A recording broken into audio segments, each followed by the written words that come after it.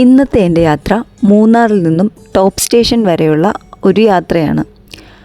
മൂന്നാറിലെ വിനോദസഞ്ചാരികളിൽ ഏറ്റവും കൂടുതൽ അട്രാക്റ്റ് ചെയ്യപ്പെടുകയും ഒരു ദിവസം കൊണ്ട് മാക്സിമം സൈറ്റ് സീൻസും ആക്ടിവിറ്റീസും എക്സ്പ്ലോർ ചെയ്തിട്ട് വരാൻ പറ്റുകയും ചെയ്യുന്ന ഒരടിപൊളി സ്പോട്ടാണ് മൂന്നാറിൽ നിന്നും ടോപ്പ് സ്റ്റേഷൻ വരെയുള്ള റൂട്ട്.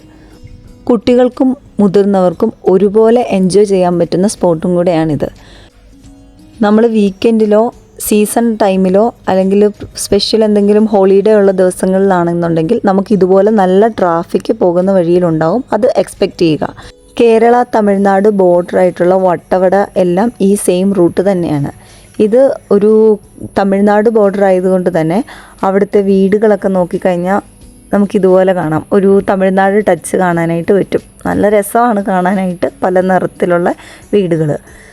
പിന്നെ ശ്രദ്ധിക്കേണ്ട പ്രത്യേക ഒരു കാര്യം, ഒന്നുകിൽ നിങ്ങൾ മൂന്നാറിൽ നിന്ന് ഫ്യൂവൽസ് അടിച്ചിട്ട് വരിക, ഇല്ലയെന്നുണ്ടെങ്കിൽ നമുക്ക് ഇവിടെ വന്നു കഴിയുമ്പം മൂന്നാറിൽ നിന്ന് കയറി കഴിഞ്ഞിട്ട് ഈ ഒരു പെട്രോൾ പമ്പ് കാണാം, ഇവിടുന്ന് അടിക്കുക. പിന്നെ മുൻപോട്ട് ചെന്ന് കഴിഞ്ഞാൽ നമുക്ക് പണി പാളും.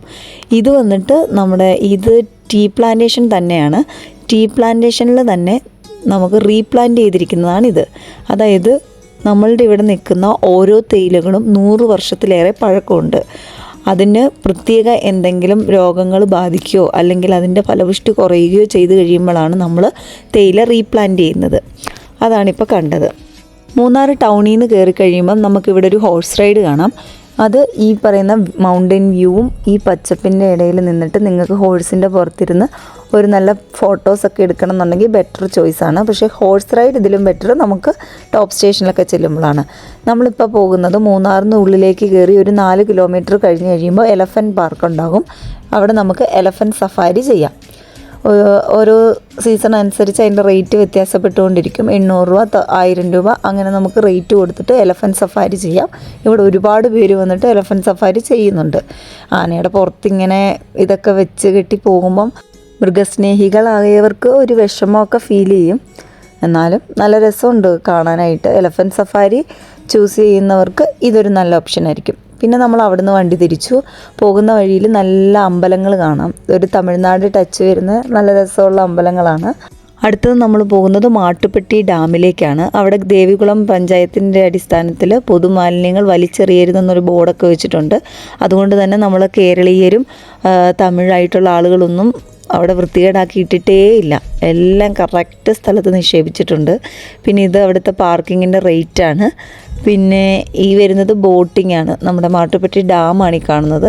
ഭയങ്കര നല്ല വ്യൂവും അതുപോലെ നല്ല രസമുണ്ട് ഡാം കാണാൻ. കുറേയേറെ ബോട്ടിങ് അവിടെ നടക്കുന്നുണ്ട്. ഇത്രയേറെ സേഫായിട്ടുള്ള ഈ ബോട്ടാണ് ഈ കാണുന്നത്. ഇതാണ് അവർ പോകുന്നത്. ഇത് ജീപ്പ് സഫാരി നമുക്ക് ഈ സെയിം റൂട്ടിൽ തന്നെ ചൂസ് ചെയ്യുന്നവർക്ക് ചെയ്യാം. ജീപ്പ് സഫാരി എന്ന് പറഞ്ഞാൽ വേറൊരു ലെവലാണ്. അതിൻ്റെ വീഡിയോ ഞാൻ കൂടുതലായിട്ട് ചെയ്യാം. പിന്നെ നമുക്കവിടെ ഈ ബലൂൺസ് ഷൂട്ട് ചെയ്യുന്നതുണ്ടായിരുന്നു. അവിടുത്തെ ഗണ്ണിൽ അവർ കുരുമുളകാണ് ഇട്ട് തരുന്നത്. അപ്പോൾ അത് വെച്ചിട്ട് വേണം നമ്മൾ ഷൂട്ട് ചെയ്യാനായിട്ട്. നമ്മുടെ ഫ്രണ്ട്സൊക്കെ അതൊന്ന് ട്രൈ ചെയ്തു. നല്ല അടിപൊളി ഷോട്ടായിരുന്നു. ഇത് മാട്ടുപ്പെട്ടി ഡാമിൻ്റെ നല്ലൊരു വ്യൂ ആണ്. നല്ല മലയുടെയൊക്കെ നല്ല മൗണ്ടൻ വ്യൂവും ഒക്കെ കാണാം. പിന്നെ അവിടെ ഇരുന്ന് കുറച്ച് പേര് മീൻ പിടിക്കുന്നുണ്ട്. ഇതവിടുത്തെ ബ്രിഡ്ജാണ്. ഇത് ക്രോസ് ചെയ്തിട്ട് വേണം നമുക്ക് അടുത്ത സ്ഥലത്തേക്ക് പോകാൻ വേണ്ടിയിട്ട്. അപ്പോൾ നമ്മളിപ്പോൾ പോകുന്നത് കുണ്ടല ലേക്കിലേക്കാണ്. അപ്പോൾ പോകുന്ന വഴിയിൽ പൈൻ മരങ്ങളും അതുപോലെ തന്നെ നല്ല പച്ച പിടിച്ച നല്ല പച്ച പുല്ലുകളൊക്കെ ഉണ്ട്. ഈ ഒരു പുല്ലെന്ന് പറയുന്നത് ആനകളെ ഒരുപാട് അട്രാക്റ്റ് ചെയ്യുന്ന ഒരു പുല്ലാണ്. കാരണം ഇതിനെന്തോ പ്രത്യേക ടേസ്റ്റ് ഉണ്ട്. ആനകൾക്കൊക്കെ ഇഷ്ടപ്പെടുന്ന ഒരു ടേസ്റ്റാണ്.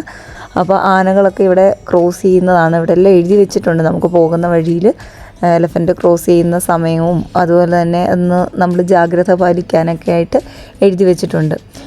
ഇത് പൈൻമരങ്ങളുടെ ഇടയിലൂടെയാണ് നമ്മൾ പോകുന്നത്. പൈൻമരങ്ങളുടെ ഒരു പ്രത്യേകത എന്ന് പറഞ്ഞാൽ ഇത് നമ്മളുടെ സാധാരണ വീടുകളിലൊന്നും നമുക്ക് വയ്ക്കാനുള്ള പെർമിഷൻ ഇല്ല. കാരണം ഇതിനൊരുപാട് വെള്ളം ആവശ്യമാണ്.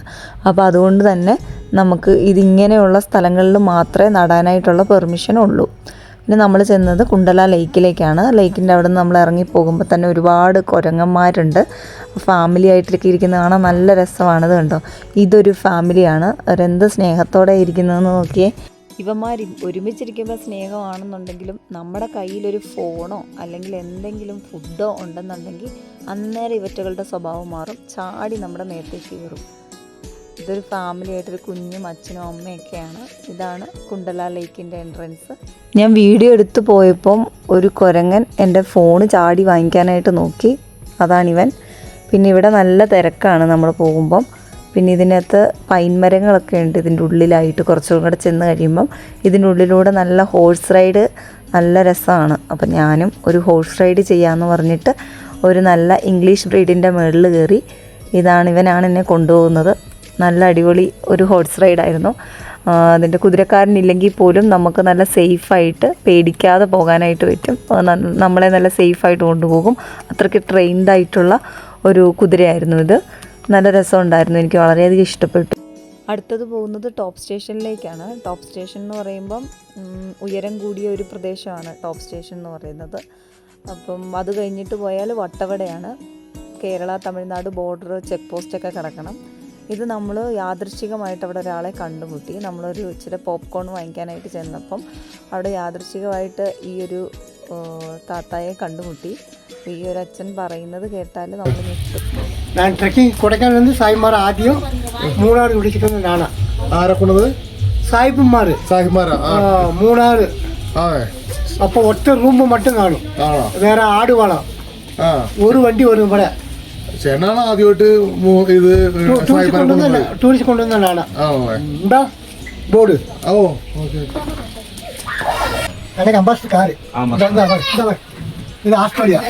இது நான் இது ஆஸ்திரேலியாவில் வந்தது. ஆஸ்திரேலியா வந்து சாய்மாரை விழிச்சிட்டு வந்த ஜீப்பு. சாய்மார் இருக்கு பாரு. கொடைக்கானல் ഈ റൂട്ടിൽ മൂന്നാർ ജീപ്പ് കൊണ്ടുവന്നത്. ഇത് ഗുണ പടം കണ്ടിട്ടുണ്ട്. ഗുണ വണ്ടി ഈ പടത്തിൽ ഉണ്ട്. ജീപ്പ് പോലീസ് വണ്ടി. ഇത് ചേട്ടനാണോ ഈ ജീപ്പ് നിൽക്കുന്നേ? ഇത് വരയാടോ? വരയാട് രാജമല. അന്നേക്ക് ടിക്കറ്റ് ഇല്ല. ഇപ്പൊ എല്ലപ്പെട്ടിയിൽ എടുത്തത് പടയപ്പാണത്. പടയപ്പാണ് പേര് വെച്ചത് ഞങ്ങളാ. പടയപ്പ എത്ര വയസ്സായി കാണും ചേട്ടാ? അത് വയസ്സായി. ആ ചേട്ടനാണോ നിങ്ങളത് നിൽക്കണത്? ചെറിയൊരു മൂവില വരും. ഇത് പേട്ടി സാൻഡീസ് ഹോട്ടലില് ഇവ മൂവില വരും. അതായത് ഈ ചേട്ടൻ പറയുന്നത്, ഈ ചേട്ടന് നമ്മുടെ മൂന്നാറിലെ ആദ്യത്തെ ടൂറിസ്റ്റ് കണ്ടുപിടിച്ച ആളാണ്.